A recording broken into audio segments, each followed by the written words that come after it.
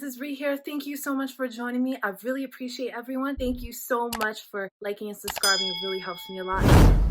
And don't forget to check out my website, paradxastrology.com. I am a professional astrologer and I can help you with anything.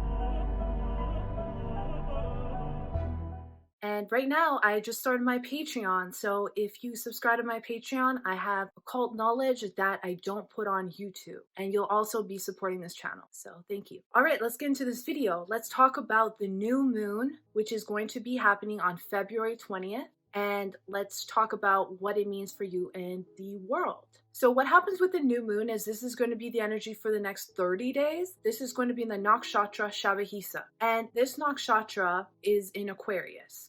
And this Nakshatra is ruled by Rahu, and Aquarius is ruled by Saturn. Now, okay, what does that mean? The Nakshatra represents and is translated into possessing 100 stars, or it has to do with 100 physicians, or 100 medicines, or possessing 100 healers. Now, each star is a representation of a healer. So this one has to do with healing, medicine, and the stars. The main symbol of this nakshatra is the circle. The circle has many different meanings, many different esoteric meanings. There could be a circle of protection. There could be the circle on the turtle's back, which represents the circle of life. Or there's circle in astrology, which represents the circle of life as well. There's many different meanings. The circle can also be used as something to contain something within, containment or confinement, like a jar, having liquids in a jar, any sort of thing like that. It's also about circulation as well. It's to lock something in a jar, as in keeping secrets or keeping things away from others. This nakshatra deals with a lot of hidden secrets. Gets most of its power from what's hidden from others. Now, the main deity is Varuna, which is the lord of the oceans. So that's why this also represents bodies of ocean, which is a circle as well. That could be like the ocean. That could be a lake that gets its identity from segregation. And the segregation would be the shoreline that keeps it from the shore and contains it in this circle, which keeps its identity as an ocean, keeps its identity as a lake, bodies of water, or something that's contained in a jar, like I said. In the picture of the nakshatra, you can see the deity is holding, one is a pot, and within that pot is soma. Soma is the intoxicant.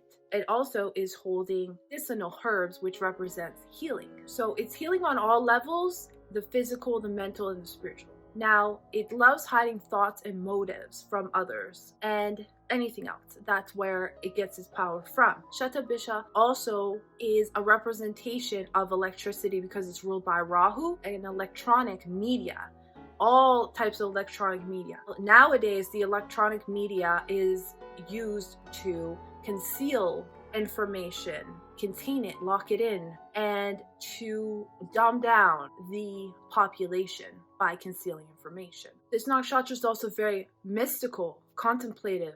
It's also represented by the astral realms as well, bodies of water which are in different realms. So the astral realm and meditation. It has common attributes to Neptune in Western astrology. So because it has to do with medias of all form, it is great at keeping secrets and keeping secrets from the public, which can bring in secrecy but also deception. It's also the ultimate con artist. It can also have to do with negative traits such as laziness, addictions, and vulnerability to all types that have to do with mental, emotional, or psychological problems. The positive is having moderation, philosophy, philosophical thoughts, truth seeking, and unbound vision. So that's the positive side of this. So we're going to see a lot of this type of energy. Like I said, the healing has to do with 3 worlds, heaven, earth, and the underworld. Also, Aquarius is known as an electric Rashi or zodiac sign.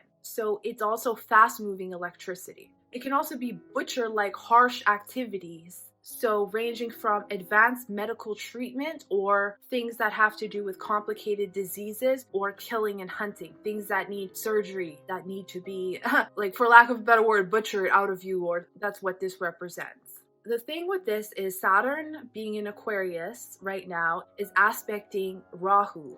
And in Aries, and that's going to be in the 3rd house of communication and media. How it's aspecting Rahu has to do with new technology, and having Mars in detriment and force in the 4th house. The 4th house has to do with your country, your homeland. Having this nakshatra dealing with health matters. There's also in the 6th house, I saw the moon is ruling the 6th house as well, which has to do with health as well. So I would caution people, because I already see this happening in Canada, that this could have to do with digital IDs. They'll say for medical reasons, but we know what that really is. So I would caution people about that could be coming up. I don't see the population being very happy about this, and there is going to be some kind of rebellion. If it's not about the medical IDs, it's going to be about something else. Because, okay, during this new moon in Aquarius, we have Saturn in Aquarius. We have the moon and the sun, right? The sun and Saturn do not get along. So there's going to be some parts where leaders are going to have to face some kind of problem, some kind of restriction, some kind of illnesses, Saturn-like activities that will suppress them in a way. But also the public is feeling depressed. Having the moon there, as the moon is the public. Also the Lord of the 6th house, which has to do with health. Saturn is ill health. Saturn and the moon can give someone a very depressive mood, can feel very down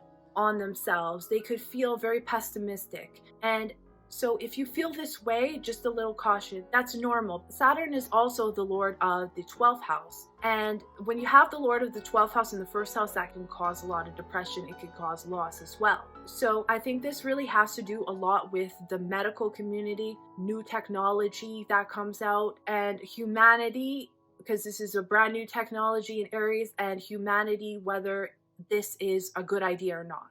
So I could see that happening. Maybe some cyber attacks, because we have the 6th house, which has to do with enemies, and we have the Lord of the 12th house, which is hidden enemies, and we have electricity going on. Some kind of cyber attacks could be possibly happening, especially with the 3rd house. This could be an announcement, or this is communicated to us. So the 2nd house has Jupiter and Venus conjunct in the 2nd house of Pisces. It should be good for families and for financial dealings as well. So there will be some financial dealings that some people will profit from. But I see some things in health that may not go well as planned. Now, the professions that this has to do with, like I said, electricians and all those who work with electricity, maybe there could be some burnouts during this time. Technology experts, radar, X-ray experts, astronauts, chemotherapists, astrologers criticizing each other's practices. So this has to do with the stars, and I feel that we're going to see more of that. Hopefully they can come together more in a healing way.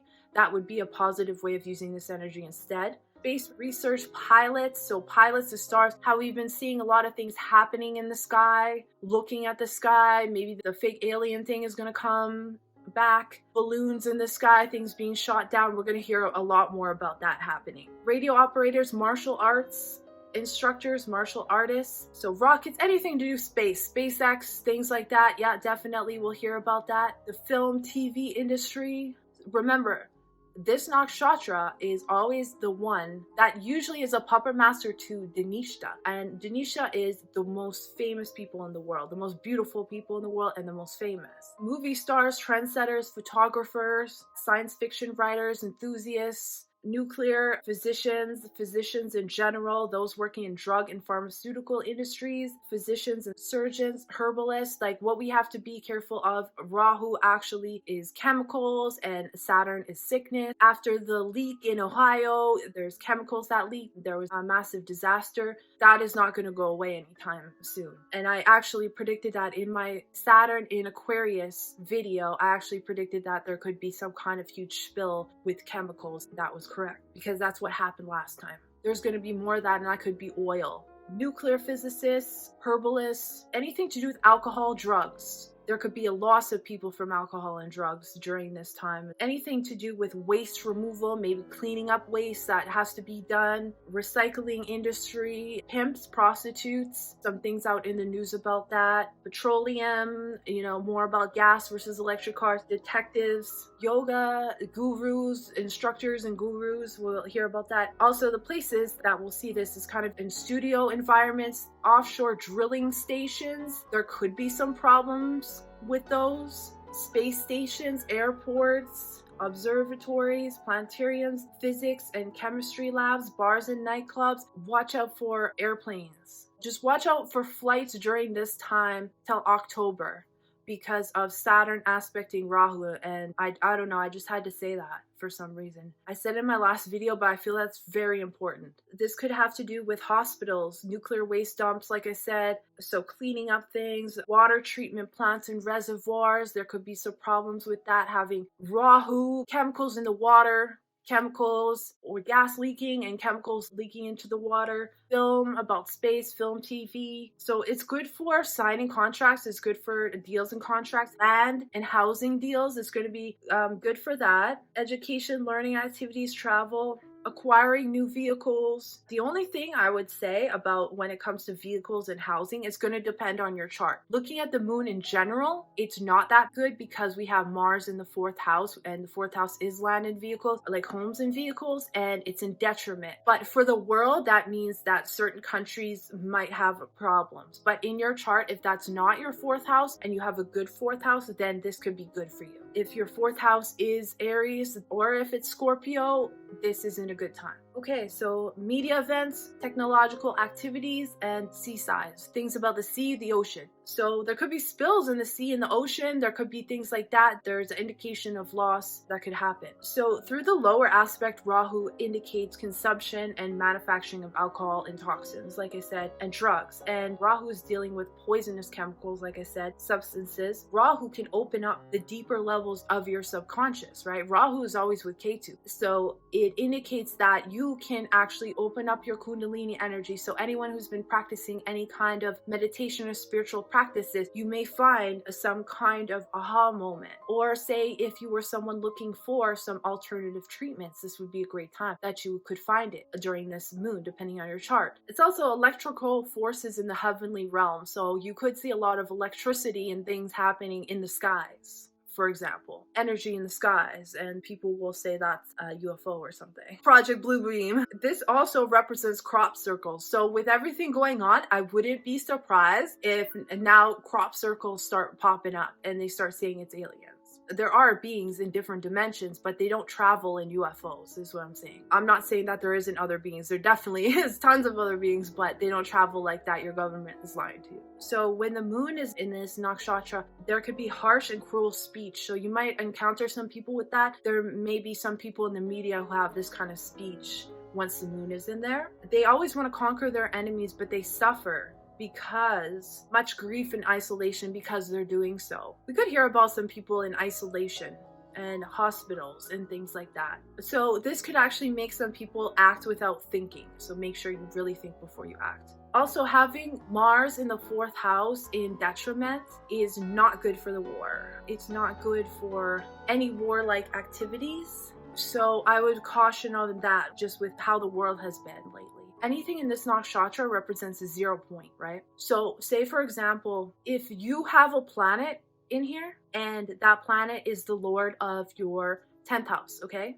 And the lord of your 10th house is in Aquarius and Shatabhisha, right? And that could mean that at some point you could have a loss of career in your life, because it was in the 10th house. So that's why this one indicates a 0 point, some kind of loss, especially with having Saturn, which is the lord of the 12th house here. There is going to be some kind of loss that is going to occur in the world. Not necessarily for you. Your chart is different. If you would like a reading on your entire chart, I can do that for you personally. So this is just general. So yeah, there could be some actually new things that could help with healing that will come out as well. It's not all negative healing, but I could see that there could be positive and negative things about the health community, because this also has to do with poisons, and sometimes people don't have our best interests. So yeah, that's pretty much what I have for today, and I hope you enjoyed my video. Thank you so much for watching. I really appreciate everyone, and I'll see you in the next one.